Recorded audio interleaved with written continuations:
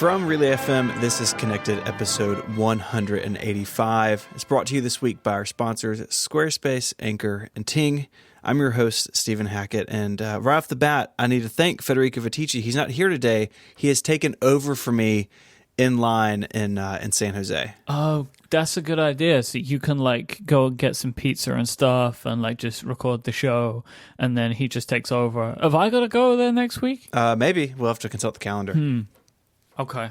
You know, I didn't think he would want to make the trip halfway around the globe, but Federico's a very giving person. So.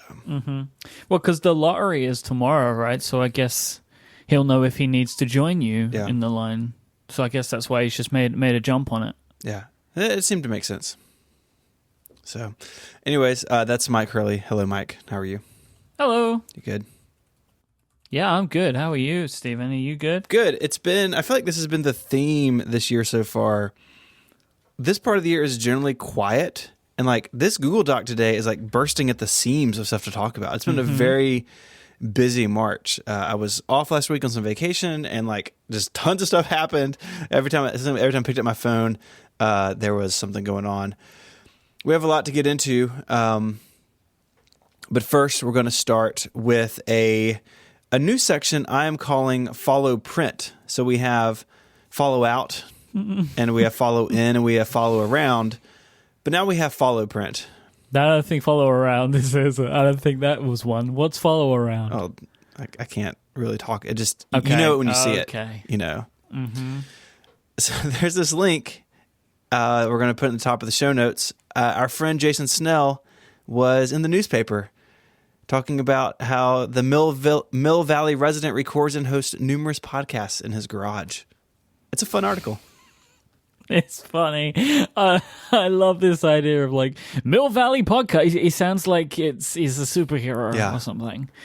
And there's one comment on this article which really makes me laugh a lot. I bet it's really his mom's garage, which is just like, I love the idea in this person's mind that like podcasting is not a business and like Jason can make no money from it. It's very funny to me. It's very sad. He's a grown man. It's a nice little interview, though. I like it. It's great. And it's funny. Got the download It's always art. funny to be in a place like that doesn't understand what you're doing, right? Like, I feel like the Mill Valley Journal doesn't really understand what Jason's doing, but they wrote this article about him anyway, and there's something kind of cute about that. Yeah.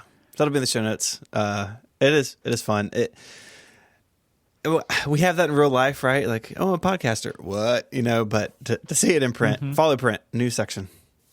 So we have a kind of a section of follow-up that's sort of follow-up and sort of like a pointer follow-out to download, which we're going to record tomorrow about Facebook stuff and like news initiatives. Like, there's a lot going on here. There's an article in the USA Today about Apple News and their approach to solving the fake news issue, and basically it's a lot of staff, a lot of human editors, a lot of curation going on there. It's a really interesting article, kind of behind the scenes on how Apple thinks about this and how they are approaching it. And I think for the most part it's a good way to approach it. And then you have sort of on the other hand, you have Google, who has launched the News Initiative, which is it's really a series of things. Like, it's not just one program, but they're investing $300 million into journalism and to journalistic entities who really focus on breaking news, and so they can make sure that what shows up in Google News and in the Google, like the stream on Google Assistant and that sort of stuff is all accurate and correct. So a big investment there.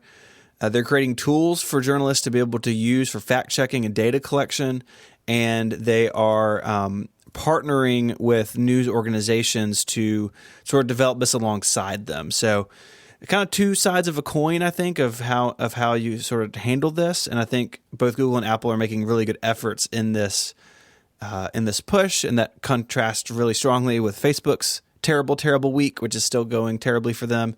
And so anyways, just kind of want to point people to download tomorrow. I think that'll be a really interesting conversation. Yeah, and we were talking last week about this sort of stuff, right? Me and Federico. And there is still a feeling that I have, which whilst I believe this is a good thing, there is like I feel a little uncomfortable with like hand-picked curation of news. Sure. Like, there's just something about it which I don't know if it will introduce new problems. And that's what these types of things just make me a little bit like, I don't know. Which is like one of the reasons why in my life I tend not to pay attention to too many news outlets anyway, because it's not very helpful for me personally. But like I just wonder if these big tech companies just start curating news, are there large parts of the world that don't feel like the news is served for them anymore, which creates problems like we have now in many places around the world? Or do things just like purposely get left out that should be included? I don't know. And this stuff just makes me like, I don't know about it, right? Because it's personal biases. You have two ways to do this. You either have biases or algorithms that can be gamed. Like, they're the two ways of doing this. And in my opinion, like, neither of them are, they're not perfect. Neither of them are perfect. And it's just about seeing, like, what are the biases, how do they end up working out? So it's something to keep an eye on, but, like, it feels like there is a problem and it's trying to be solved, but there is a potential that it's going to be solved too hard. And I'm kind of waiting to see. I just remain a little bit skeptical about all of this stuff. I think that's totally fair. And it's I had a lot of complicated feelings when I was listening to last week's episode. I see what you're saying, and I think that is a real, like, there's always danger in that. But the reality is bias exists well before news shows up in Apple News or the Google homepage. Like, there's bias in newsrooms. And of course there is. The big difference between these sources and, like, that are, you know, artificial and fake and made up versus like actual journalism going on is that trained journalists and trained editors are taught to eliminate as much bias as possible, but that's frankly impossible. And, and you see, this is exactly where Facebook screwed up with their news feed a couple of years ago, where they had introduced human bias into the stories that were trending because they had to go through human curation, and then they switched to robots doing it, and then Russia took over Facebook. So it's complicated. I think your approach is the right one of always be thinking about that sort of stuff and being aware that there are always humans behind all of it. But yeah, I think that at the very least they're good. Things moving in the right direction. Yeah, I mean, like, ultimately this is better than fake news stories being created, right? Like, yes. It is better than that, but I say I think it is right to just remember that there's always people there, and that, you know, not every story is the full story. Right. Is kind of the way I think. And this is like, all this stuff is so new, right? Because back in the day, like when that newspaper that covered Jason, when their company was relevant, you just buy their newspaper, and like you had the biases within the newsroom, but you trusted the system to work those biases out. And by the time a newspaper came out the other end, it was as factual and as even-handed as possible. But what we have now is that news organizations have been splintered, and news has become a commodity. And so you load up Google News and you have 18 different sources there, and you lose the credibility of going to your local paper and knowing that what they stand for and the work that they do. And so these tech companies have been inserted into the news delivery system, and now they have I'm not going to yell about Facebook, but my number one problem with Facebook is that they don't seem to understand that they have that responsibility, and they do have that responsibility, and they've blown it. And I don't know if Apple and Google are going to get this right. I hope they are, but at the very least, I think it's important to talk about it. Yeah, I just like, why do tech companies even need to do this? Why do these big technology companies feel like they have to provide everything? It feels like the web portal days of the 90s, right? Like, you go to AOL or Yahoo and you get your news in your email. And when I see Google News or I see Apple News, that's what I'm reminded of. Like, if those web portals had never existed, would Apple run a news service? Would Google have news on their homepage? Like, I don't know. It just feels like just do what you do. Like, you don't have to do everything. Oh, it's like, we're going to give you music, and we're going to give you movies, and we're going to give you your news, and we're going to give you just everything you need in life. It's like, all right, just chill. Ecosystems, man. Ecosystems. So a quick reminder, that we will be holding a live show during WWDC in conjunction with AltConf and ATP. There's a link in the show notes to get tickets. Tickets are moving quickly. I would not wait if you are going to be in San Jose at WWDC or hanging out. You should totally just come hang out because it's a great town. There's lots of fun stuff to do and lots of nerdy people. Be sure to get a ticket because I think they're going to be sold out here pretty soon. Yeah, and we're planning a fun show. We've got some good stuff going on right now, and we're really excited about it. And we think that you'll enjoy it if you come. You know, you're going to get to see the three of us, because Federico's already there waiting, prepping for the event. And then we're going to have some other Relay FM hosts on the stage with us as well. Kind of like similar to what we did in 2016. Mm-hmm. So we're really excited about it. I'm expecting that a lot of these tickets will move this week after the lottery is announced. So if it is on your mind or you're going to be in town, do not sit on this. Like, they're $5. Just come and get one. So there was a little news this morning, right? So the iPhone SE, no, it's not the iPhone SE 2. It seemed like if that was going to happen, it was going to happen today, and now I don't think there's an iPhone SE 2 coming anytime soon. But well, we'll talk about that later on. New Apple Watch bands, Myke, your favorite Apple accessory. I love that. You know what? You're probably right. I think I am. All the accessories that Apple sells, I think this is my favorite. I'm really annoyed about this press release, though. This press release is very annoying because they're talking about things that they're not showing, which really frustrates me. So there's a bunch of, basically it's, there are no new bands, but there are new colors and styles of all of the existing bands. So they have new nylon bands, new sport bands. They have some new Nike sport loops and bands, which are going to be sold separately for the first time. And they have some new styles of the Apple Watch Hermes. But all of the press stuff, it only shows a limited amount of the images. And the images, only show a limited amount of the total bands available. And it doesn't. And there's like one image which probably shows more of them, but it doesn't indicate what's what very well. So I find that very frustrating because I want to just see them. Mm-hmm. It seems really weird to just be like, oh, we're doing this thing. It's a very visual thing, and they're going on sale later this month. And it's like, oh, just give me all of them. Show me all of them. I'm expecting later this month means next Tuesday, after they announce whatever it is they're announcing in a high school. But that's coming soon. But yeah, I like the bands. I have basically come to the decision that the Sport Loop is my favorite of all time, and I'm really keen to see what the Nike ones are. They're called Black Pure Platinum, Bright Crimson and Black, Cargo Khaki, Midnight Fog, and Pearl Pink. And they show the Pearl Pink one. I think I can work out the Crimson Black one from the big image, but I want to see all of them so I can make some purchases. I like my Apple Watch for the most part, but I really have not gone too crazy with the bands. Like 9 times out of 10, I'm wearing the pure white sport band with my stainless steel Apple Watch, and then I have a black sport band, and then I have an orange one which they don't sell anymore. It's one of the first colors, I think. And I have a nylon one which I wear sometimes, but like unlike you, I really don't care for the the new one with all the Velcro. Oh no, that's the one that I love, the Sport Loop. Yeah, I don't really care for it. I haven't owned one, but I've tried one on the store, and I didn't really like it. But so I don't know. Like another thing here that really jumps out at me, I don't think. Let me try and sell you on the Sport Loop. Right, the reasons I like it. I mean, one, I do find it comfortable, but the other, you can adjust it to exactly the grip that you want, like the size that you want, where all of the others you have to fit within the holes or whatever. This one is like perfectly adjusted. So when I'm swimming, I tighten it up a little bit. When I'm kind of hanging around the house, I loosen it a little bit. That's one of the reasons that I really love it, because you can do that with it. So yeah, I don't know, the regular sport band, the hole that I wear it like fits, like it's really good. And it's funny, if you have multiple sport bands, you will notice this. The colors are a little bit different.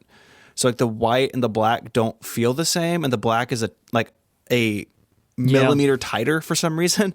But I could totally see if I was in between sizes on this band that, you know, I would want something more adjustable. Maybe I'll give it another shot. And I always have been, by the way. Like, I've always been in between sizes of all of the bands with the holes in. Like, I never feel like I get just the right fit that I'm looking for.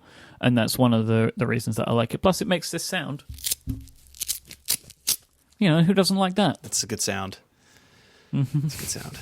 All right, let's get to this March event. But first, you want to tell us about a sponsor? I most definitely do, and I'm going to tell you all about Squarespace. You can enter the offer code WORLD at checkout. You'll get 10% off your first purchase. And why should you go there? Well, let me tell you why. Squarespace will let you easily create a website for your next idea. You can make your next move with Squarespace because they are an all-in-one platform. No matter what type of website you want to build, no matter what type of thing it is you're looking to put online, Squarespace has all of the tools that you're going to need. If you want to create a blog, you can do that. Our blog at Relay FM is on Squarespace because it's the easiest and most simple way to do it. It's super customizable. We were able to give it the look and feel that we wanted, and we didn't have to worry about building a blog ourselves. You can maybe create a portfolio if you're an artist. You can create a site for your business, maybe for a restaurant, and they have all little tools and plugins that you can drop in to make that stuff work really well for you. And if you maybe want to create a website and then sell stuff, maybe you have some merchandise you want to sell, or maybe you can sell some digital goods, they have an online store functionality that can be easily plugged into any website. There is nothing to install, no patches or upgrades that you have to worry about. Squarespace have got you covered, and they even have 24/7 customer support in case you need any help. And like many things at Squarespace, that is award-winning. You can sign up for a trial today. You can build out your whole website before you even sign up for a plan. And then when you decide it's right for you, you can get started with one of their plans. They start at just $12 a month. And if you use the offer code WORLD, WORLD, you will get 10% off your first purchase and also show your support for this show. Our thanks to Squarespace for the continued support of Connected and Relay FM. Squarespace, make your next move, make your next website. So last week, sometime towards the end of the week, I think, there was a press invite that landed in a bunch of people's inboxes for an event in Chicago at the Lane Tech College Prep High School. It is at 10 a.m. Central Time. Finally, I needed to point this out. We did on Upgrade. We did our draft. If you've never heard one of the Upgrade event drafts before, so good. Go listen to episode 185 of Upgrade. We have a lot of fun with those. It's a novel way to do predictions. I noted because Jason mentioned it to me that because the event just says 10 a.m. right, and I'm so used to it being 10 a.m. Pacific, but because it's in Chicago, they're doing it at Central, so it is 10 a.m. Central Time. So just bear that in mind when you're setting your calendars. That is my public service announcement. So because I have done a draft with Jason, anyone that listens to that show, they already know what I expect. Mm-hmm. So, Stephen, I want to talk to you about what your expectations are for this event. So it's called Let's Take a Field Trip. It's in a school. I think it's pretty safe to assume we're looking at something focused on education in some way, rather than it being like the iPhone 11. What if they show up and it's just like, I don't know, like it's all pro hardware and software. They're like, one day, kids, you can be pros too, and then just leave. That would be. This is where they're going to announce the Mac Pro. Oh my gosh! Don't tease Casey. I know he's really excited about it. And the iPod phone as well. Like any day now, or the yellow submarine iPod. Like it's all of this stuff is finally going to come true. That is some real #TBT. Do you remember that rumor? We have to talk about this for a second. Yeah. There was a rumor for a long time. That Apple was going to do a special edition of the iPod. Remember the U2 iPod? I have like 6 of them. They're black and red, and they're engraved on the back with the signatures of the band. And people really thought that Apple was going to do a yellow submarine version. And they were like, like mock-ups and like renders. People like took a picture of it and like colored it in Photoshop. And it... I have an article here from TechCrunch. Oh my God. From July 2007. Yellow submarine iPod coming soon, complete with Google's back catalog. Turns out, not so true. Never happened. But it did make sense at the time, though, right? Because like this was back in the day when you would get these like complete iTunes store takeovers because one of the last holdouts decided to go to streaming. Mm-hmm. Like when like Led Zeppelin went to streaming and basically everything on the iTunes homepage was Led Zeppelin for a week. Well, not streaming, available to purchase online. That's it. Oh my gosh. Yeah, just available to purchase on iTunes. Like they weren't digitally available. And Beatles was always coming. So they thought, well, they'll do an iPod, but it never happened. Is that when the Apple homepage said "A Day You'll Never Forget"? Was that the Beatles launch? Oh yeah, yes, "A Day You'll Never Forget." We'll also find that and put it in the show notes. Yes. Oh my gosh, that was one of the biggest marketing like PR blunders that Apple have ever done. We never forgot. "A Day You'll Never Forget." Wow. Yeah, Apple teases surprise. Tomorrow is a day that you'll never forget. Oh my gosh. This is found it on Business Insider, and they've got a screenshot. They had, tomorrow is just another day that you'll never forget. Check back here tomorrow for an exciting announcement from iTunes. And they had all the clocks and all the different time zones and everything. And it turns out it was just the Beatles. So here's, look at this. What's it referring to? iTunes in the cloud? Free streaming? A Spotify killer? The Beatles on iTunes? 90-second song previews? iOS 4.2 for the iPad and iPhone? Something awesome from iBooks? Something free? Something crappy and forgettable? Something else? This was the Business Insider article by Dan Fromer on November 15th, 2010. Wow. So that's incredible. That was, and it was just the Beatles. See, you know what? This is kind of funny, right? So last week when you weren't on the show, I decided to like tailor the show a little bit just to. Oh, I heard the last section. I heard. And now it's just me and you. We're talking about like old Apple rumors. You know, I'm very accommodating to my co-hosts. Whatever they need, I will provide them. You're a very gentle co-host. Very, very gentle co-host. So let's talk about expectations. What do you expect from the event on Tuesday? Like, what are your realistic expectations for what we're going to see? I think we will definitely see some combination of iPad and Mac hardware, either geared towards students in general or specifically called out for bulk purchasing. So a lot of people aren't super familiar with this. And we're going to talk about how I just talked about in a blog post that we're going to talk about after the next ad break. But if you're a school, so Myke, you're a school, congratulations. And the Myke Hurley School of Excellence. Yes, I would attend that. Yeah. So hard. Me too. You want to deploy a 1-to-1. So every student in your school has a Mac or an iPad. You just don't like waltz down to the Apple store and buy, 150 MacBook Airs. You have access to buy them in bulk. So you can buy Macs in a 5-pack, and they come in a big box, and there are 5 of them in there. Or you can. That is wild to me, by the way. Oh yeah, that you can buy like a pack of Macs. It's a 5-pack. Like you get the Kindle Fires, but these are not $49 a piece. Yeah. Or you can buy a 10-pack of iPads, and with the iPads, they roll in AppleCare Plus for either 2 years or 3 years, depending on the SKU you want. So you're buying in bulk, and there are slightly discounted prices for those purchases.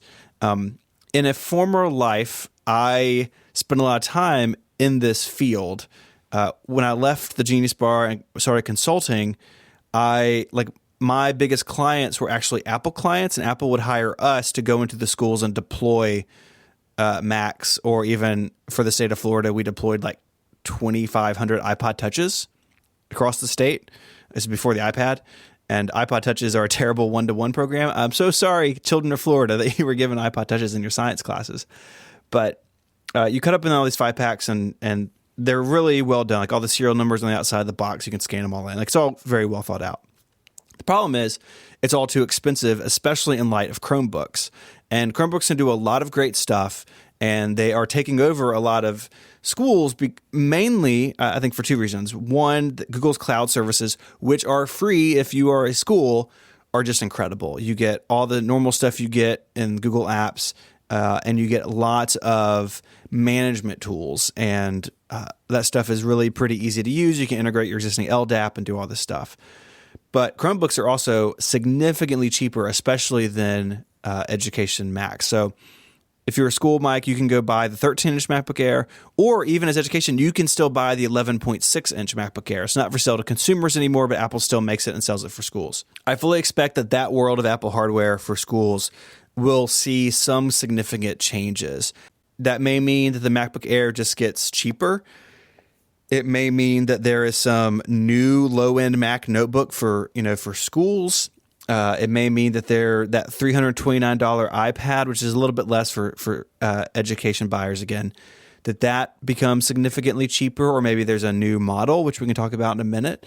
But I really think there's going to be a focus on addressing the Chromebook problem more directly, because I think up until this point, Apple for a long time has had a very comfortable position in education. There's all these stories about when the Apple II came out, like Steve Jobs even like go to schools and like deliver them and like set them up in classrooms. Like education's always been really important to Apple, just like music has.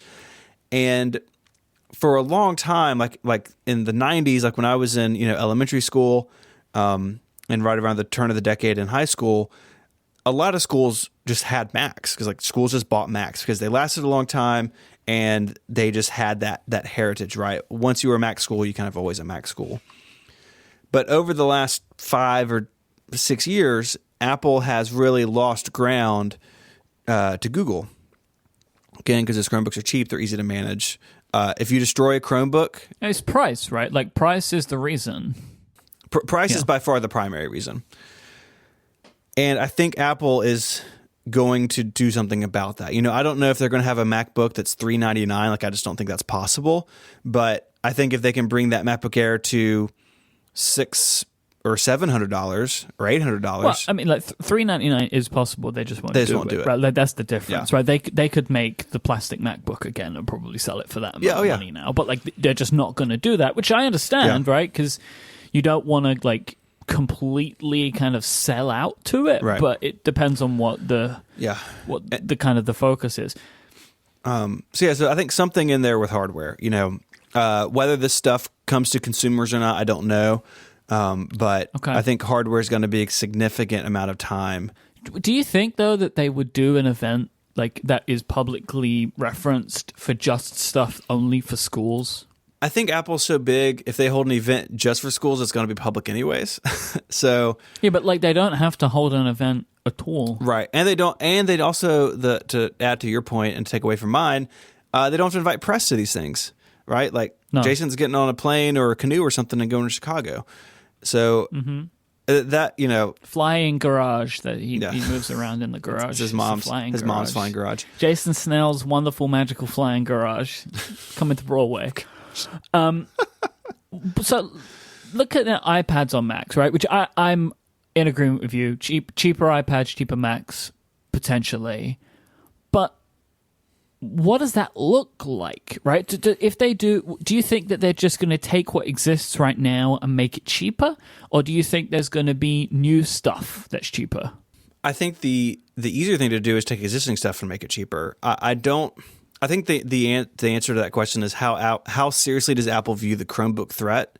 If they come out swinging with, I don't think this is going to happen, but come out with a $399 plastic MacBook or a 250 9.7 inch iPad or something, right? Yeah, like if that would be awesome, and that I think would definitely be education only.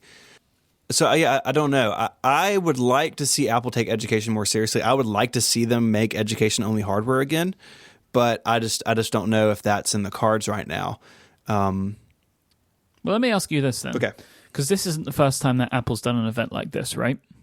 They did an event in New York a number of years ago, which Phil Schiller presented, if I'm remembering correctly. Yes, the iBooks are going to change textbooks forever, which it totally that didn't happen. Did not. So what was announced at that event? Was it just iBooks and iBooks Author? I believe so, yes. Okay. So, I mean, there is a possibility that they just do a thing and it's not huge. I mean, I'm definitely thinking that, we're not going to have weeks worth of things to talk about that come out of next week, right? Like, there is a possibility that by the time Connected is ready, like we have like 20 minutes on it and that's it, right? Which is not what, usually like you would have an entire episode dedicated to any type of Apple event. But I'm really thinking that there's not going to be a lot for the general public to get excited about. Probably not. Next Tuesday. It's going to be, I think they've set that expectation that it's going to be smaller. It's in a school.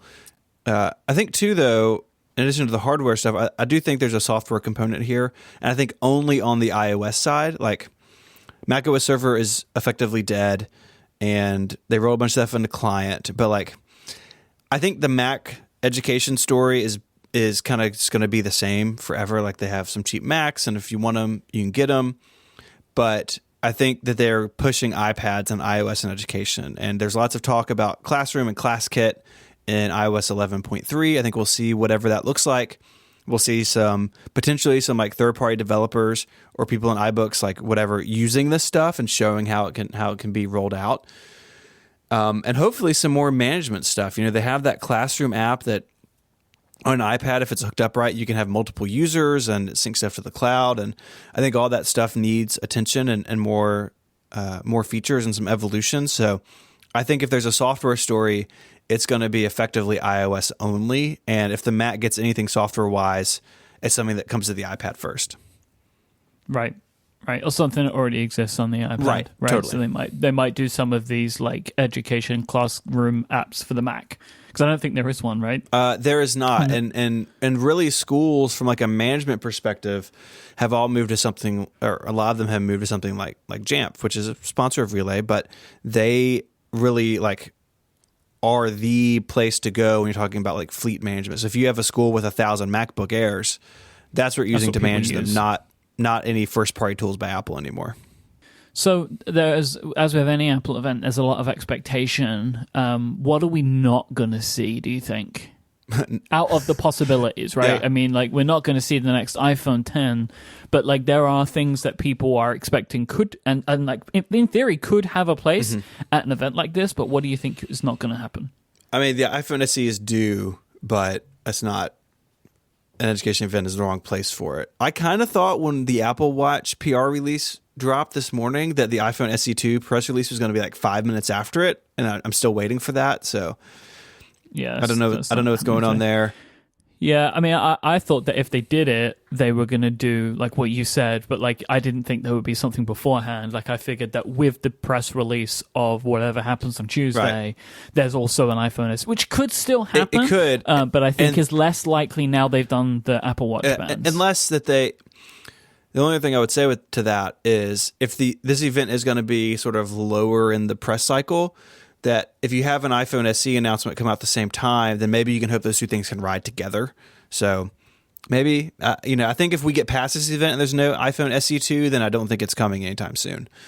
Yeah, I mean, it is worth saying stuff like AirPower and stuff like that Right. you would maybe expect to come, and it's probably not focused on the event, so there is still possibility, especially if the iPhone SE got Qi charging, which I don't think it will, but it could, and if it did, it might be interesting to announce them together. Go together. I don't think the iPad Pro was part of this. They just updated them 9 months ago in June. And so let me ask you then, why did they clearly hint with an Apple Pencil-y swoopy line for the logo? Do you think it means Apple Pencil support on the cheaper iPads? I don't read into the artwork. Yeah, but okay, but events do have things that go with the artwork, right? Like it does happen, like the bokeh effect on the iPhone 7 thing, and et cetera, et cetera, et cetera. But that's such a clear sign that I would be surprised if the Apple Pencil wasn't included in some way in the event. And if it's going to be, and they don't do an iPad Pro, it could. Do you reckon we would see this iPad, this cheaper iPad of Apple Pencil support? I think it's a possibility that they, and that again would help set them apart from what Google is doing. That if they have a tablet with pencil input, that's different. A lot of those Chromebooks don't have touchscreens at that sort of lower price range. So yeah, I think it's a possibility that. And I think whilst the Apple Pencil has been a thing to differentiate the regular one from the Pros, I think the iPad Pro that comes out this year, if it comes out this year, will be visually different enough that it doesn't need the Apple Pencil differentiator anymore. Like it can be differentiated by the fact that the screens are larger and it's got Face ID and all that new kind processors. Of stuff, so. Like I expect a cheap iPad to be, it's not going to run the same internals as the Pro. No. So yeah, I think it's a possibility. So I could see it now, like a 9.7 with Apple Pencil support. Yeah. Like I think that is a strong possibility and is really, really, really a product that Apple should be making now. I think. I mean, I still think the iPad Mini would be nice for a lot of people, but I don't think that's going to happen. But I think a 9.7-inch iPad with the Apple Pencil would do really good for a lot of people, not even just the education crowd. So yeah, I would be surprised if they didn't do that. What about any other Macintosh news? Like there is still the possibility, right, of other Mac news. Do you think that that's going to happen? I mean, they have had education-only SKUs of desktops in the past. Right now, best I can tell, they don't. They just have cheaper iMacs. But, it may be that they have something to say about desktop Macs because desktop Macs do still have a role in education. The one-to-one program is where every kid has a device, whether it be a laptop or a tablet. But in a lot of labs, a lot of libraries, a lot of classrooms, a lot of teachers are still using desktops. There's still a lot of iMacs in education.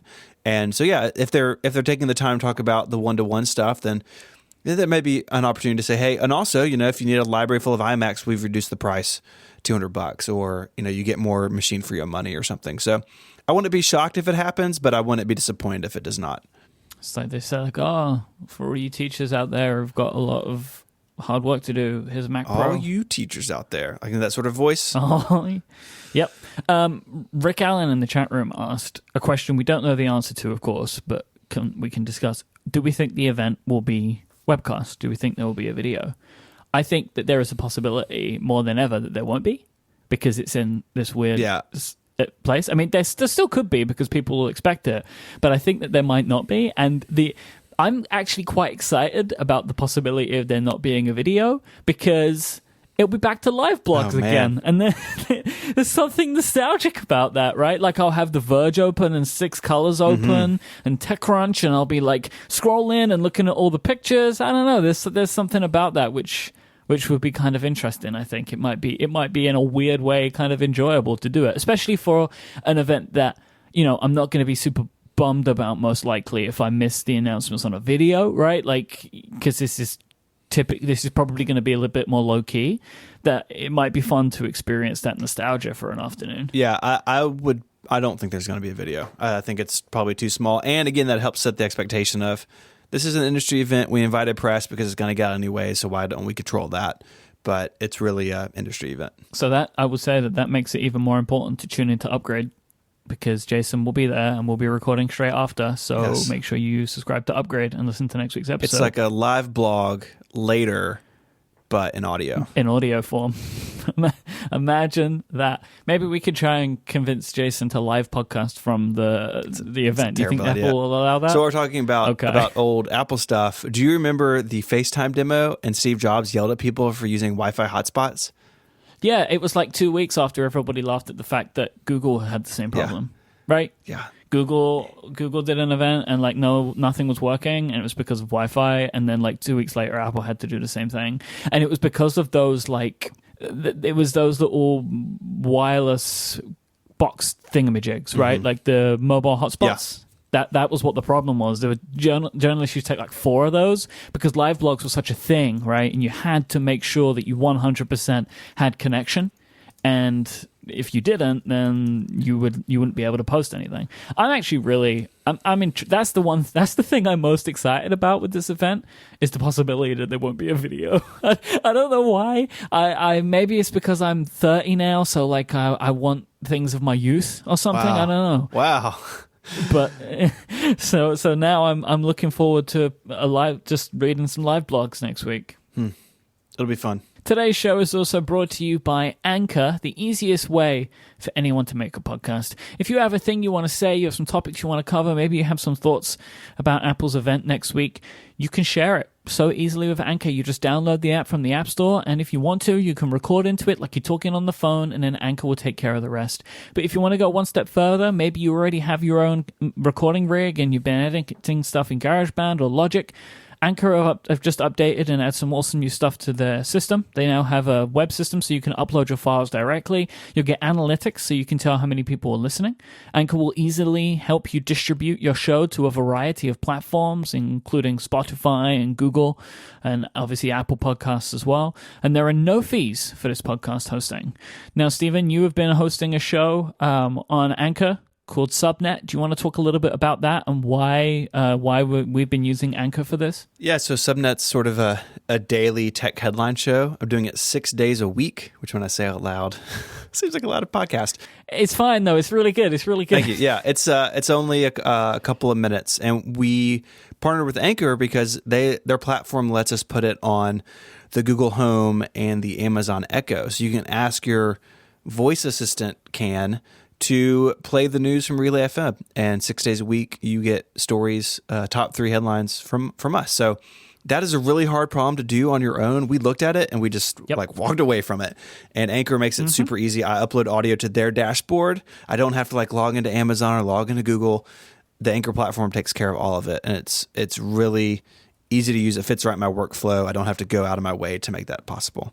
If you want to subscribe to Subnet, which you should, and also find out more about Anchor, go to anchor.fm/relayfm. That is anchor.fm/relayfm to check out what Anchor has to offer, and also subscribe to Steven's show Subnet, and then you can get the tech news headlines every morning whilst you're making your breakfast.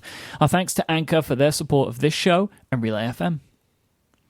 So you wrote an article titled ePad, which was in reference to everything that was going on, right? You were kind of making reference to this education event because Apple has historically had an E line of products. What is the E line of products? It's right on the tin. It is Apple's former line of education-only products. So the eMac is the most famous example. It was a G4 powered computer that looked kind of like an iMac G3, but just like bulked up. And white, right? Like just yes, all white. All white. Very heavy. Very heavy. Huh. While we're talking about old stories today, God, Federico's never going to miss an episode again. History time with Uncle Stephen. When I worked at the Apple Store as a genius, I had a school district about 90 minutes out of town who they would bring stuff in. Like every couple of months, they would show up with like 10 things, right? And one day they showed up in a white panel van full of eMacs, Myke, full of like 25 eMacs. The eMacs, there was one model that had a particular problem. There was a recall or like a repair extension program, so we repaired them for free. But I accepted them all at once, and these parts were back ordered. So our Apple Store, like literally any place behind the scenes, like the manager's office or the break room, I had to stash these customers' eMacs until the parts came in. It took like a month. I got very good at this one repair. So anytime I see an eMac, I sort of like get a little heartburn thinking about getting yelled at by my manager for accepting 25 broken computers at once. But anyways, eMac was an education machine, was out the same time of the iMac G4. It was started at just $1,000, which was like $300 less than the entry-level iMac. It was initially sold only to schools, but it ended up rolling out to consumers everywhere because actually it turns out people wanted this machine because it was cheap.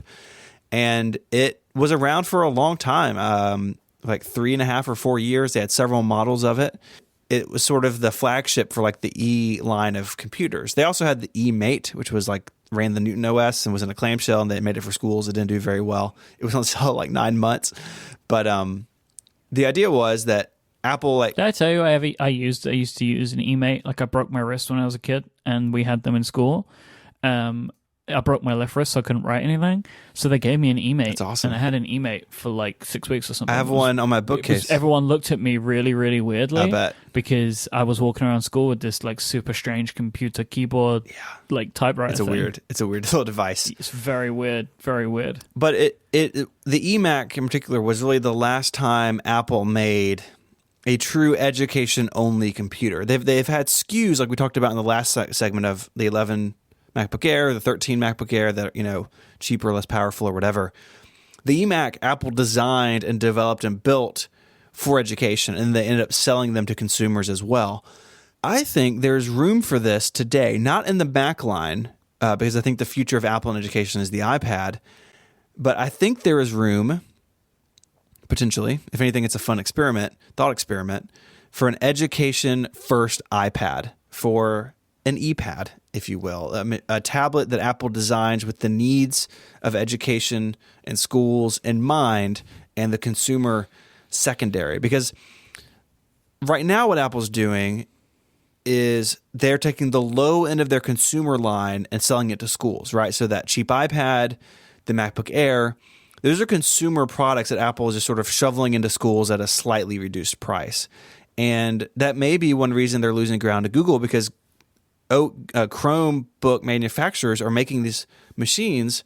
Some of them do the same thing with their consumer and education, but a lot of them are making education-specific models, or at least models with education in mind first. And sometimes the needs of the consumer and the school are the same, but a lot of times they're different. And the eMac met some of those needs that schools had. And I think the iPad in particular is a device I think would be very interesting to see what it could look like if Apple made an education model that was primarily built for schools. And maybe it was a consumer thing too, but focused on schools. I think that would be a very different approach for the iPad, and one I think that's a fun thought experiment to to partake in. So I've thought of this in two ways, right? Like if you take a current iPad, there's things you'd have to add to it and things that you'd have to remove from it, probably, right? To turn an iPad into an ePad. So I want to break these two things down separately. So let's first start with what are the things that you would want to add to an iPad to make it more focused for education? I think the primary thing is making the product more rugged. Ruggedability is the main thing that you're looking for. I look forward to hearing somebody, Phil Schiller say that word on stage. I don't know. Ruggedability, my butt. That's what he's going to say. Yeah. And then they won't update it for 4 years, and everyone will be sad. I don't know. I don't know the breakage rate of iPads in education. So I talked to several people when writing this article, and I kind of heard numbers all over the map, so I didn't really include any of them. But no doubt, some percentage of iPads get broken in schools. And whatever that number is, schools would like it to be fewer iPads broken in schools. I mean, even if you were a school and you'd never had an iPad break, right? Like never, not one. But they said this one is more rugged. You'd be like, give me it, right? Because it's the thought of what are we going to do if one day like some kid bumps into the cart and pushes them all down the stairs, right? You know, like in Home Alone with the tool chest. You know, like is this going down the staircase? So just the idea of it being more rugged, the idea of increased ruggedability would be it's just a good thing to have in an education focused device. Right, which is why they sell. Who is it that makes that really weird block rubber case that is only in education? Is that Logitech? Maybe. There's like this weird education iPad case with a keyboard on it, which is like all kind of ruggedy. I'll find it. Okay, it'll be in the show notes. I'm not saying you've got to build that or like make the thing like an OtterBox, but you could swap out the aluminum for something else. Rubbery plastic thing. Think about the iBook G3. Like, I'm not saying you have to build something curvy and orange, although if it was orange, more schools would buy it, Apple, because people love orange computers. Something to make it more rugged. I think you have to keep the glass, but having some sort of lip around it, making it tougher, seems like a no-brainer for me. And while you're there, if you add a little battery capacity to get through the school day easier, that's just a bonus. I think pencil support would be good. I view that as less important, but I think it's something that a lot of schools would be interested in. And I think a primary thing is some sort of keyboard system. So I talked to Fraser Spears about this. In the U.S., a lot of states, for like state testing, require a hardware keyboard to be used. I don't really know why that is. I assume it's to kind of make everyone on the same level playing field or whatever, or some sort of like ancient rule that's carried on.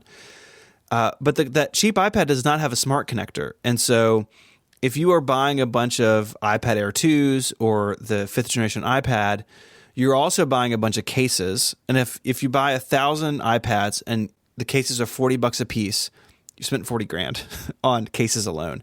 And then you got to do the same thing with keyboards. And so, maybe there's the smart connector, or maybe it's something if we're really like going just deep into this rabbit hole, like why not have an iPad with a more permanently attached keyboard in some sort of clamshell mode, or something a little more robust than the smart connector. I think we've all have experienced frustration with the smart connector in the past.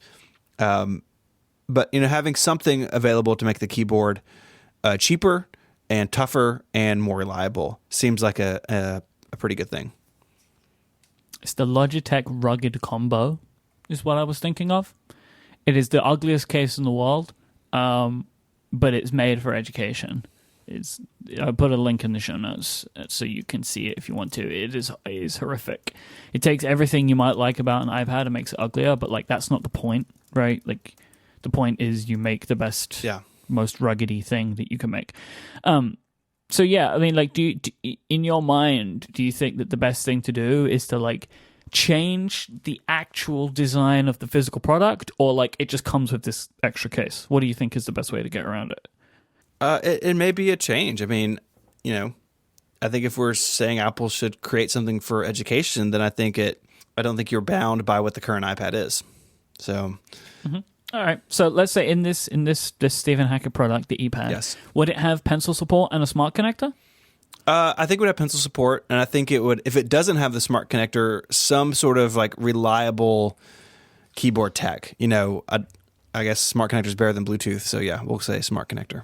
And here's something I thought of, right? Because a lot of these devices are kept in one of those big carts, which anyone can buy. Like if you have like 100 iPads at home, it is possible on Apple's online store to buy one of those big carts in case you need it, which is one of the funniest things to me. Like, I love the idea that they will sell this to anybody. Like, I'm trying to find it now. Like, I'll find it and I'll just say like how much it costs and stuff. It's because it's hilarious. I think Gray had one before he gave up the iPad. Yeah. He did. Yeah. He wheels it around from office to office. And I was wondering, like, with one of these carts or like some big solution, would it be like really easy to just have Qi charging and something like this, so you never have to plug it in? Yeah, it could be Qi charging, or what a lot of those carts do now is like the lightning cable is like in the back of the bay, and then you sort of slide the iPad in and plug it in. Speaking of the eMate, what the eMate did, it has contact points on the bottom. So like you put it in the case or whatever, and it just makes contact with the case and charges. So it's not wireless, but you're not plugging something in either. So I think just some way to charge it more quickly and in a way that's less fragile. Like, we've all broken lightning cables. Like the one on my desk is like all of a sudden, like 2 days ago, just started shredding its outer skin like it's a snake. Like I don't know why it's doing that. So something, I don't like that at all. Something to charge it, make charging more easy and more reliable. Yeah, it's definitely a win. I think that's an important part of education products for sure. I actually can't find that cart anymore. I think they might have taken it off the store. I know it well, which is really upsetting. I've put a lot of those together over the years for Macs. So let's talk about the things that you'd have to lose. Like, what? Because obviously, if it has to get cheaper, right, then you can't make it like an iPad Pro, right? You have to take some features away from it to help make it something that can be cheaper. So what does that look like? What do you get rid of from the current iPad line to make an education-focused iPad? Just limit the margins.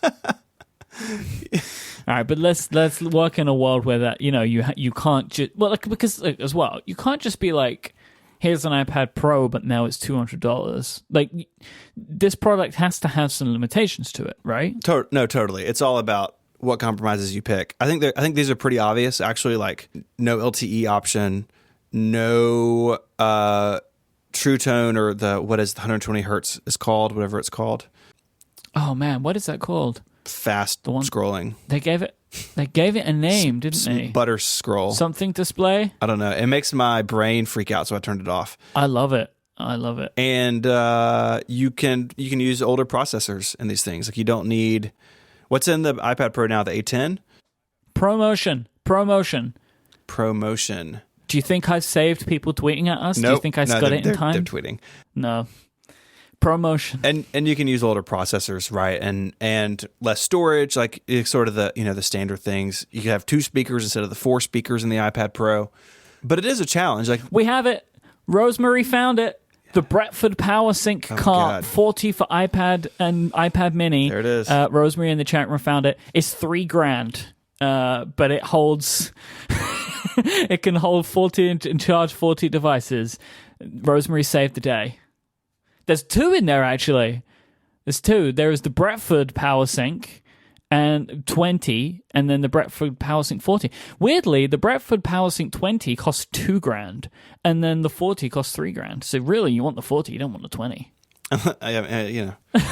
The old Mac versions of these carts had timers on them, so like you would charge the top row of MacBooks, and then it would charge the bottom row of MacBooks, because it couldn't charge them both at once.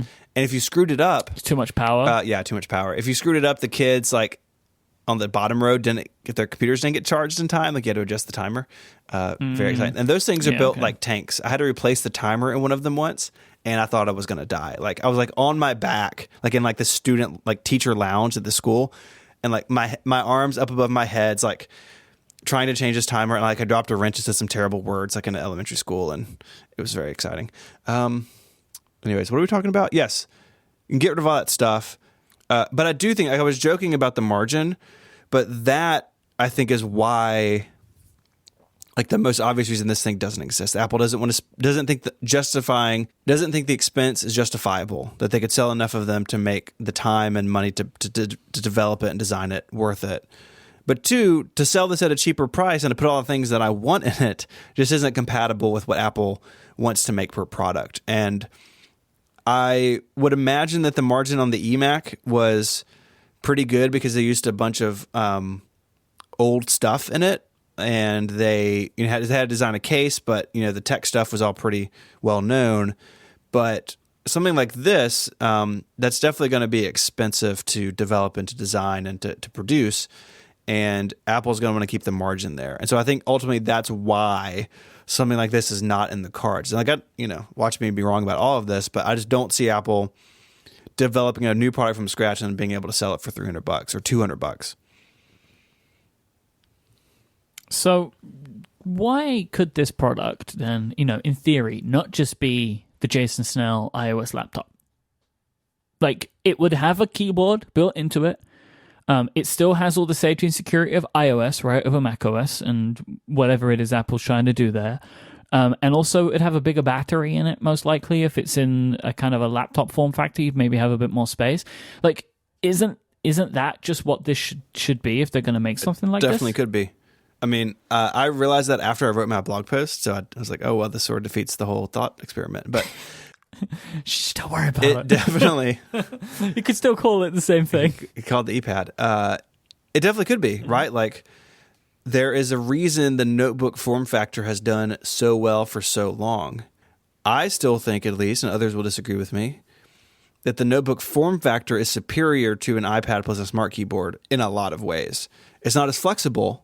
That flexibility is not as important in schools, right? Because students are at desks and at tables. They're not like lounging on a couch doing things on their iPad like the rest of us are. So maybe this is just a cheap notebook that runs iOS instead of macOS. Like, that'd be a fascinating product. And now, if that does come true, I think consumers would want it. So maybe it jumps into both categories. But yeah, absolutely. Like, I think Snell's iBook thing he's talked about for so long totally answers all the issues I've raised. All right, I have one last question for you on this. Okay. And this is about everything, right? All of this, the ePad thought experiment stuff, but also this event in general, right, that Apple are doing, this education-focused event. Why even do this? Like, what does Apple actually gain for spending this much money, time, and effort on putting their devices in schools? Like, what is the reason you do this? I mean, education is a big market, and schools do have money to spend, and they spend a lot of money.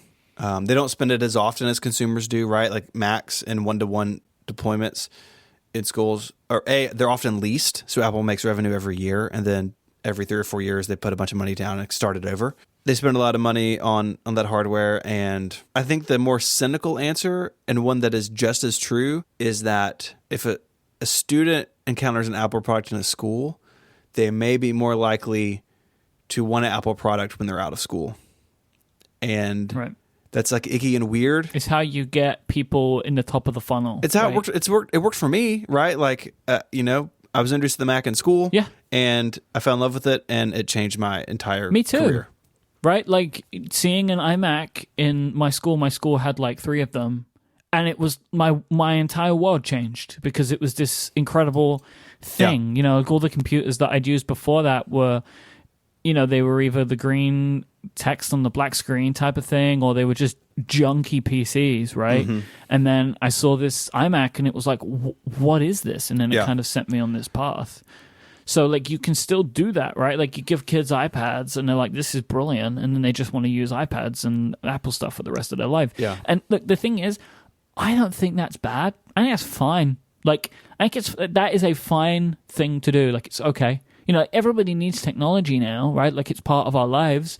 So if you're one of these big technology companies, focusing to get people while they're young is a good thing. Yeah. But there is this whole other argument about, like, the screen time problem that people believe and feel right now. But that's a conversation worth having. But I think that schools need technology, and if they're not going to buy it from Apple, they're going to buy it from somebody. So from Apple's perspective, why shouldn't it be Apple?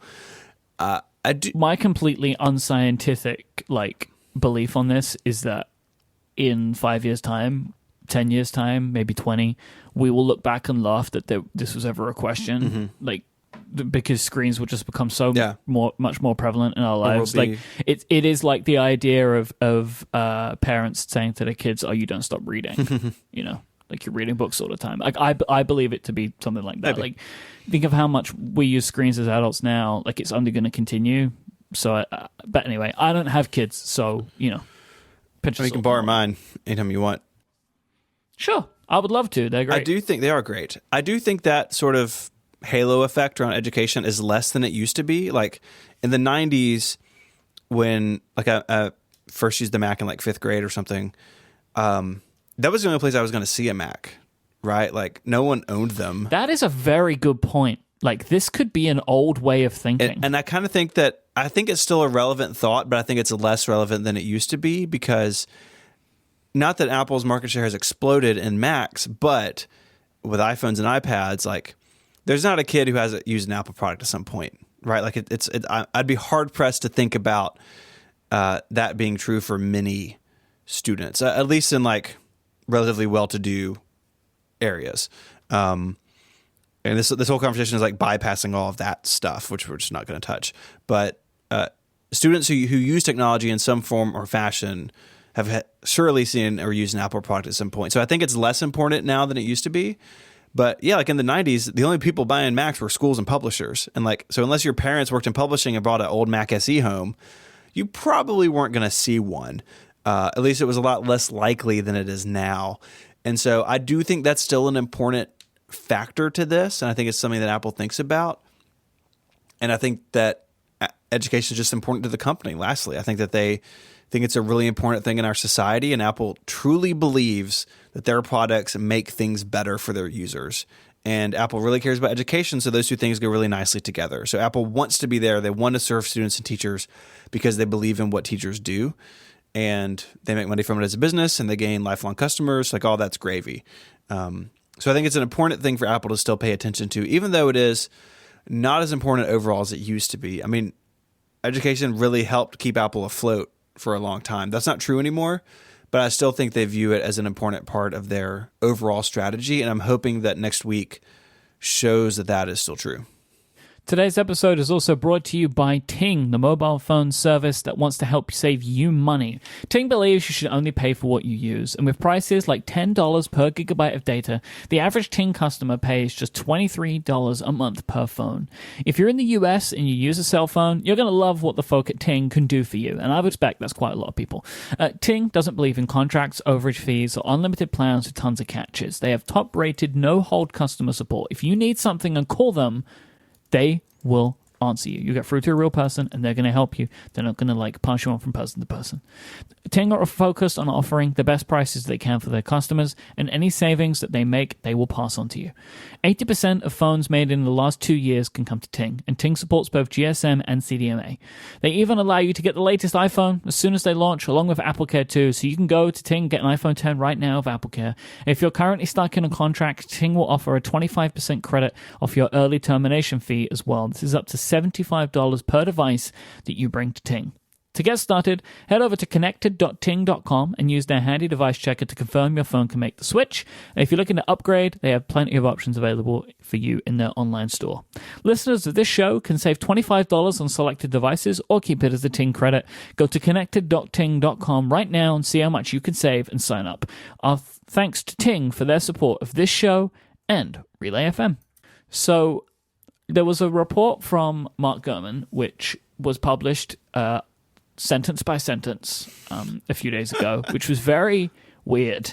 In case you don't know what I'm talking about, there was a headline posted, right, on Bloomberg, and the headline was, Apple is secretly developing its own screens for the first time. And then there was like an opening paragraph, and it said developing. And then over the course of like an hour or something, the whole story got fleshed out. And I have a theory about this. If you remember a few weeks ago when Axios published that article about iOS 12 slowing down, they published it like that. They published like the opening paragraph and then added to it. Keep getting refresh, get those ad views, son. Well, I just think more in the case of like, then Gurman's report was old. So I expect they found this out, or like were confident enough to publish this, and then just started to publish it piece by piece. So in case anybody else had it, that's my theory. Maybe. Like they wanted to make sure that they were first, and then everybody else could be late if they wanted to. Because I've never seen them publish a story like that before, where it's just like piece by piece and ended up being a large article. Very strange. Yeah. Anyway, not important. So the report is that Apple is currently developing and producing their own micro LED displays. This is a new technology. It uses different light emitting compounds to OLED. And the reason that it is something that people are interested in is it can reduce the overall component sizes, which, of course, as Apple would be interested in, can make devices smaller, because Apple loves to make devices smaller. But it can also reduce power requirements, and the screens can be brighter on micro LED than on OLED. Micro LED is apparently extremely difficult to manufacture, and Apple's been working on it for a few years.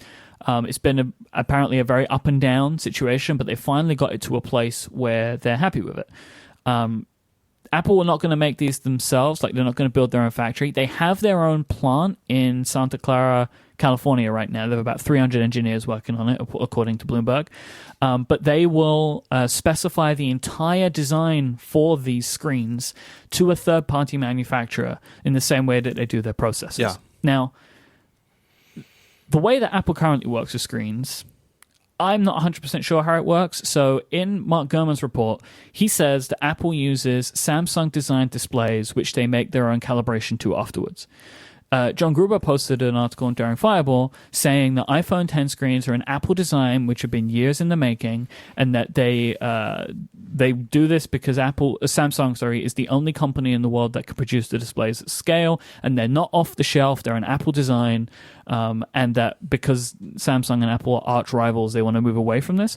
I don't know how these are made, like whether it is Apple just buying a screen from Samsung and calibrating it, or they tell Samsung how they want them made and Samsung makes them.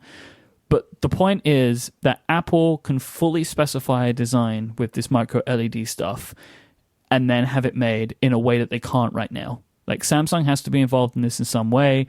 Samsung is the only company that's able to do it for them, and that maybe this isn't the arrangement they want to be in. Now, and there's nobody else that they can go to, right?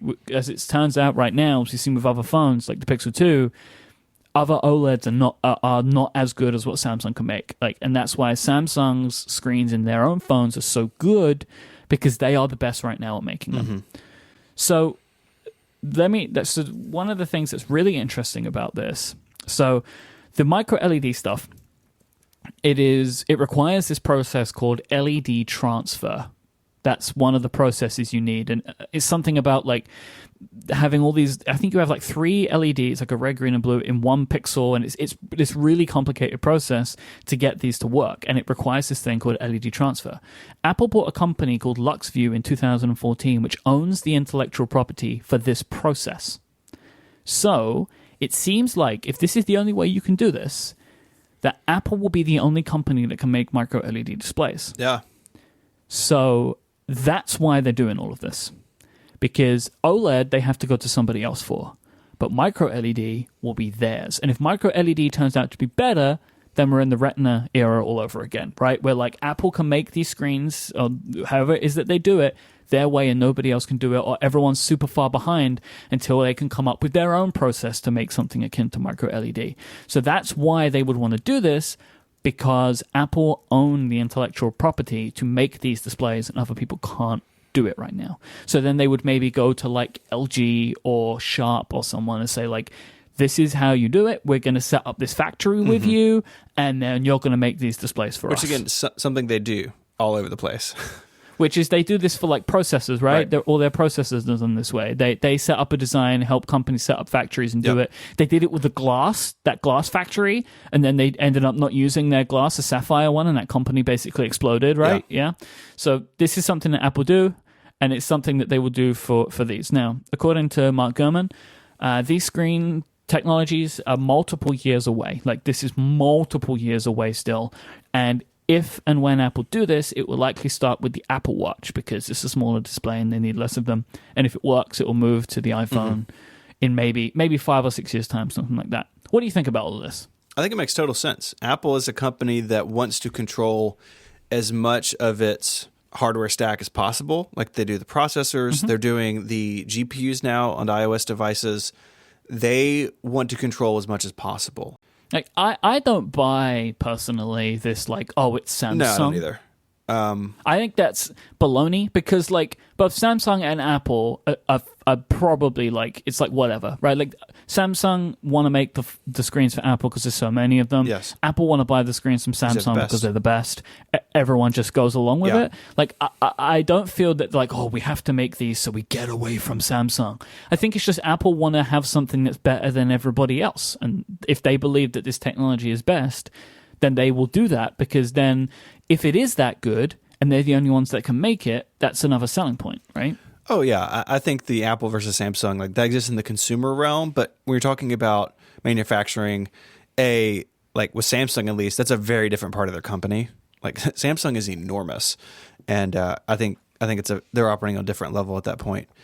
But I do think that there is something to be said for not it being Samsung, and that's icky, but just being beholden to someone else controlling things, right? That, like if you think years ago, Apple bought up like some giant percentage of all the NAND flash in the world for like iPods and early iPhones. And they did that to help guarantee that they could get the parts they wanted. And with the Samsung display and, you know, wherever the truth is between like the two different reports, clearly, at the very least, Apple is tinkering with the Samsung display to get exactly what they want. And I would imagine they would rather control the whole thing. And again, that doesn't mean they're making their own screens directly, but they're going in partnership with somebody. They're building a factory. They own the factory. They own the output of the factory, and the company manufactures it. So this makes tons of sense to me. It sounds like this technology is better than OLED, which, like, honestly, like you having the iPhone 10 now for, what is it, coming up on 5 or 6 months? I've been really happy with the display, and to a point where like I pick up an older iPhone or another device, I'm like, I kind of want OLED on everything. It's really great, and I think that it's clearly where Apple's going to go for the next few years.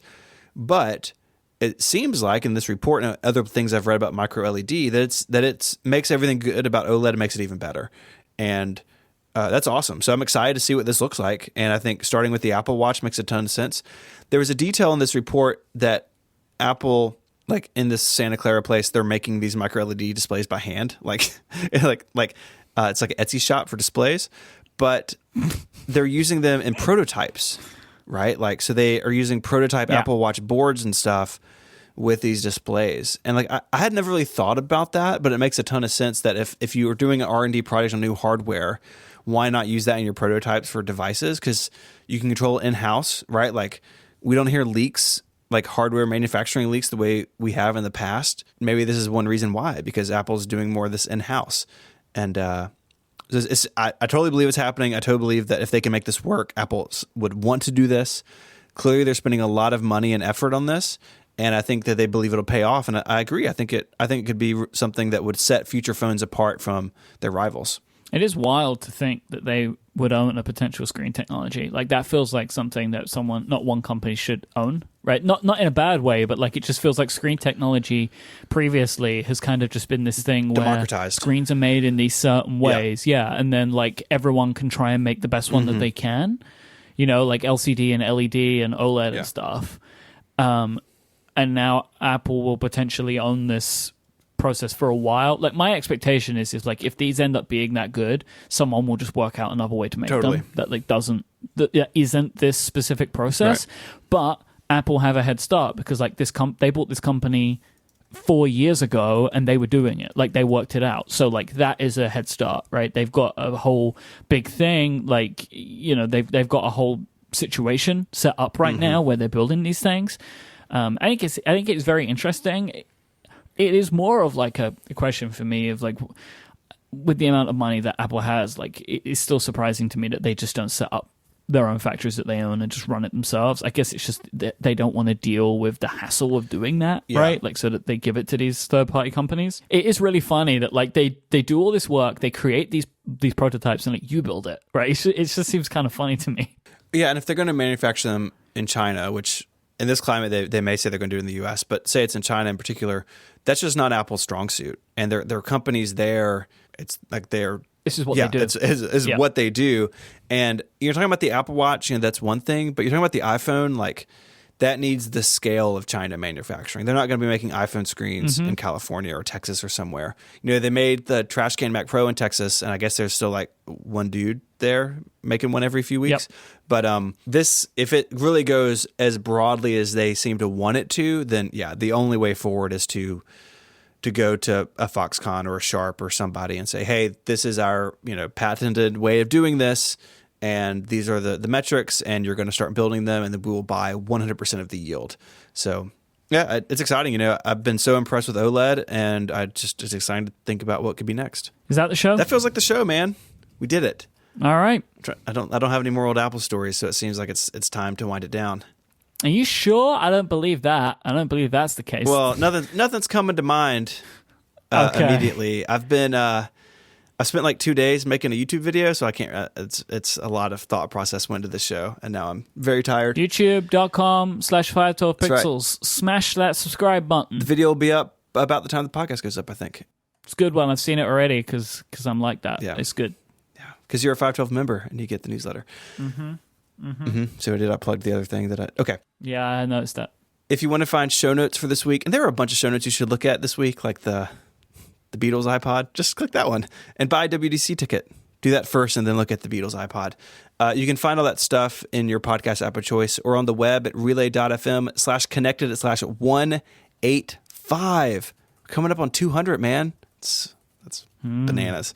You can get in touch with us there as well. There's an email link that comes to me, so just send nice things to the email, please. If you have something bad to say about the show, you can find Federico on Twitter at Vitici, Viticci. You can tweet Myke, IMYKE, and you can find me there as ISMH. We have some awesome sponsors that made this all possible: Squarespace, Anchor, and Ting. Go check them out. And I guess until next time, Myke, say goodbye. Cheerio. Adios.